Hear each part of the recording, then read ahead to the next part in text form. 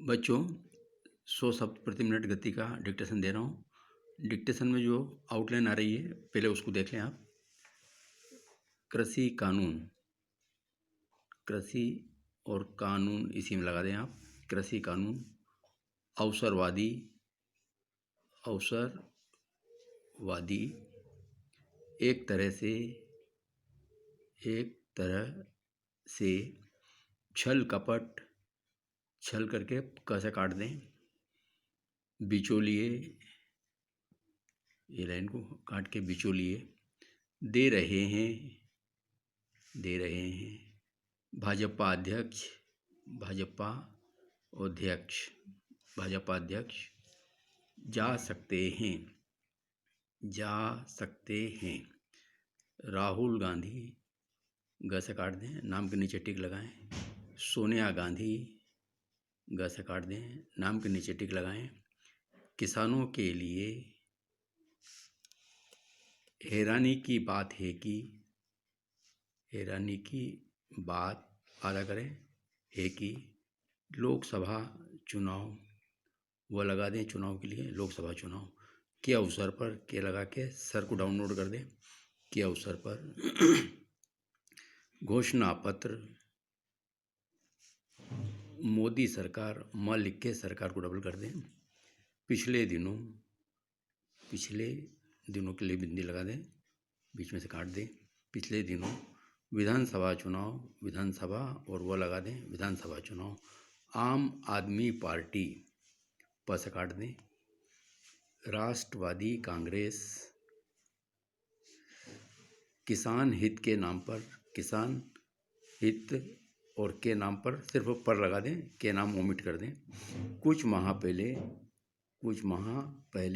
के लिए बिंदी लगाएं। इसके बाद देखें, तारीफ करते हुए कहा कि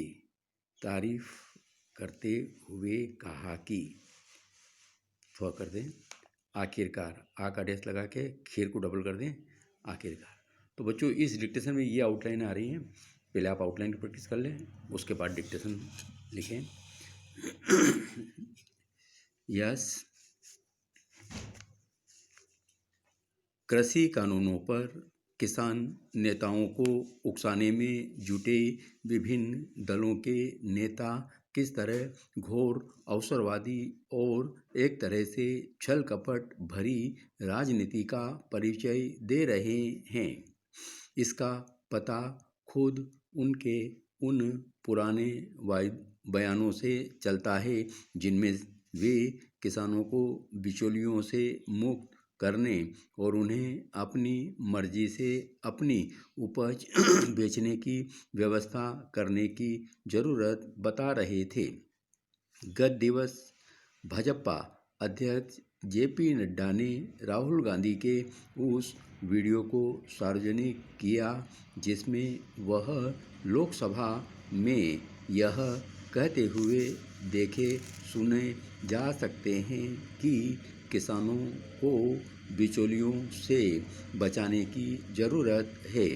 राहुल गांधी की तरह सोनिया गांधी का भी एक वीडियो सामने आया है जिसमें वह एक सभा में किसानों के लिए बिचौलिया मुक्त बाजार की ज़रूरत पर बल देती हुई नज़र आ रही हैं।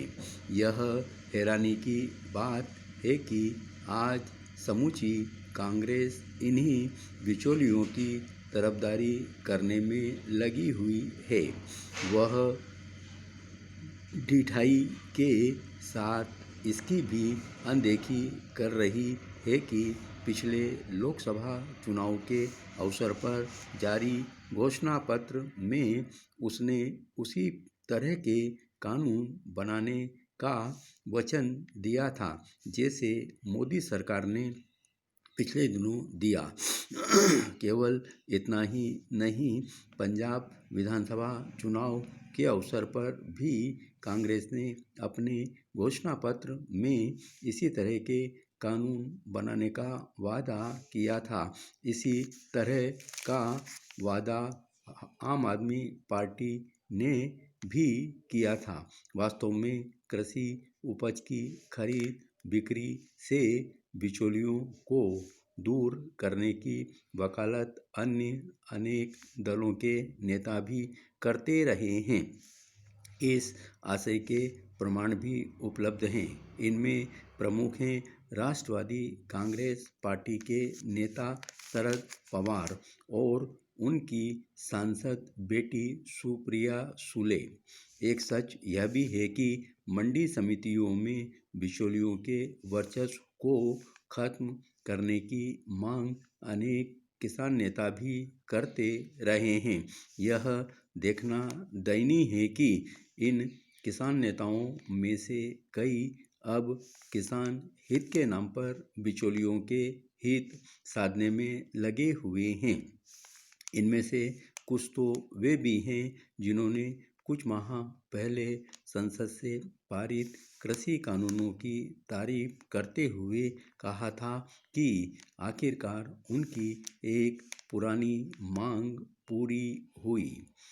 समझना कठिन है कि ये यकायक पलटी क्यों मार गए। चूँकि इस सवाल का कोई संतोषजनक जवाब सामने नहीं, इसलिए इस नतीजे पर पहुंचने के अलावा और कोई उपाय नहीं कि वे अपने किन्हीं संकीर्ण हितों को पूरा करना चाह रहे हैं। इससे बुरी बात और कोई नहीं हो सकती कि किसान नेता ही किसानों के भविष्य के खिलवाड़ कर रहे हैं। दुर्भाग्य से यही काम कांग्रेस समेत कई विपक्षी दल भी कर रहे हैं। वे ऐसा करके अपनी विश्वसनीयता को ही नष्ट कर रहे हैं। धन्यवाद।